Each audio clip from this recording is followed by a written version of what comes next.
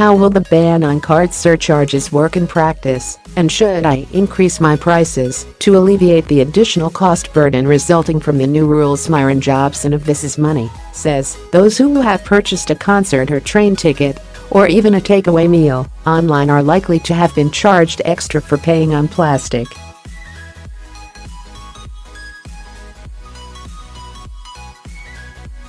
However, from 13 January 2018, all additional charges levied on the purchase of goods and services by debit and credit cards will be banned.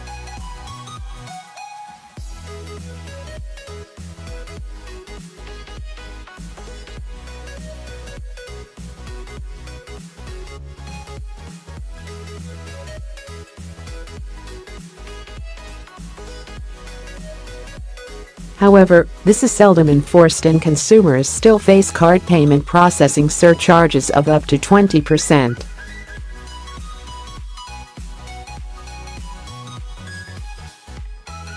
The new rules will bring an end to the practice entirely, and the change is a result of the implementation of an EU directive that applies to the UK despite Brexit.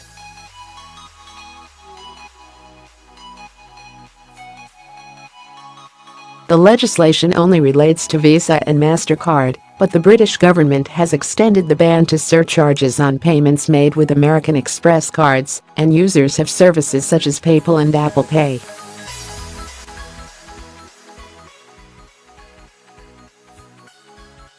The government itself is not immune from the change. Rather than scrap the fee, HMRC has instead banned the use of personal credit cards when making a payment ahead of the ban.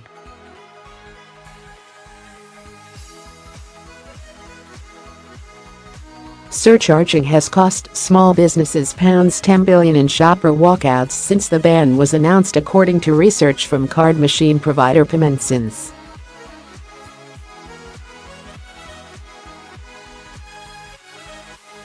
The study, based on a poll of 1,000 consumers, found that over a third, 37%, of respondents walked away from a purchase when faced with a card surcharge in the run-up to the change in regulation.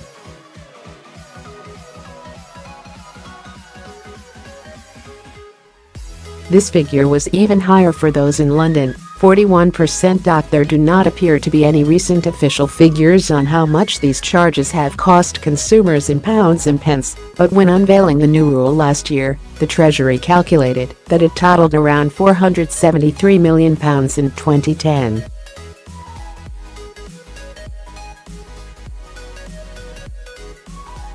So should small and medium enterprises that currently levy the surcharges absorb the additional cost burden brought about by the ban, or should they pass them on to consumers by upping the cost of their goods services? We've asked an expert in the field of card payment processing for his 2 cents on the matter.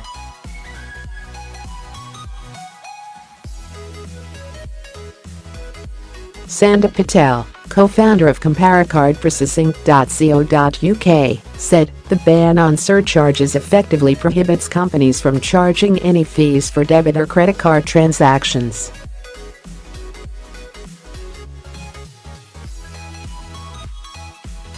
Following rule changes in 2013, companies were only allowed to charge consumers what it would cost them to process a card payment.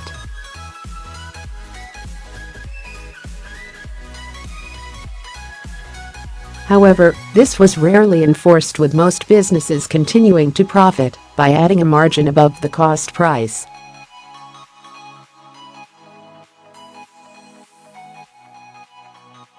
The new rules from January 13, 2018 aim to eliminate the issue by preventing any charges on debit credit cards, including alternative payment methods such as Android Pay or PayPal.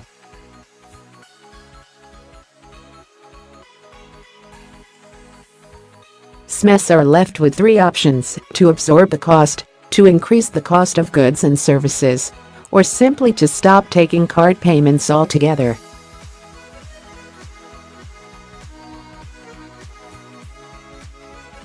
In most cases, the latter is simply not an option, with 77% of spending in 2016 completed with card purchases.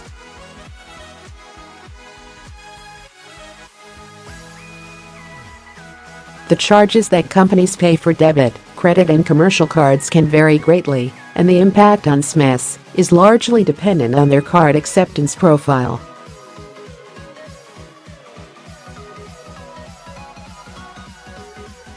A corner shop or hairdresser with a low average transaction value (ATV) will take most of their payments via a debit card, which should cost between 0.3% and 0.5%.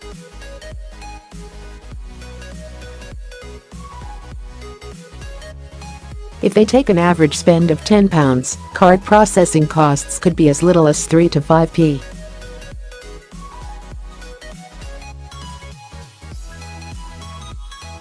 Contrast this with a second-hand card dealer with a higher ATV and who would take more credit card payments at a cost of between 0.6% and 1%.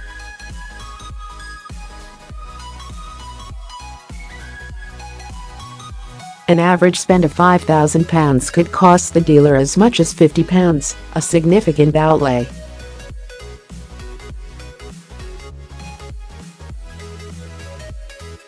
Businesses that take a high proportion of payments on credit and commercial cards will need to have a serious think about whether to pass on costs.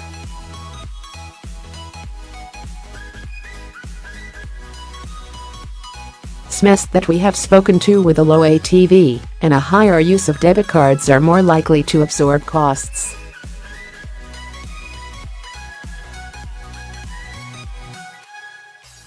Conversely, businesses with a higher ATV and a larger use of credit commercial cards are by and large passing on costs.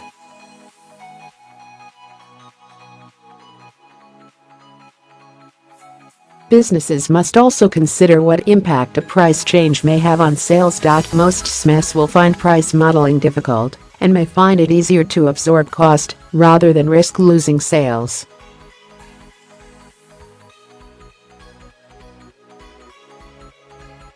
It's clear that there has never been a more important time for SMEs to review their card processing costs.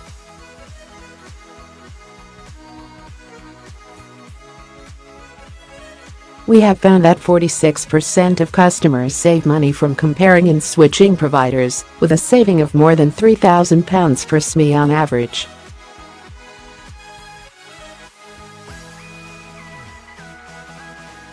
This could greatly assist in combating the new changes.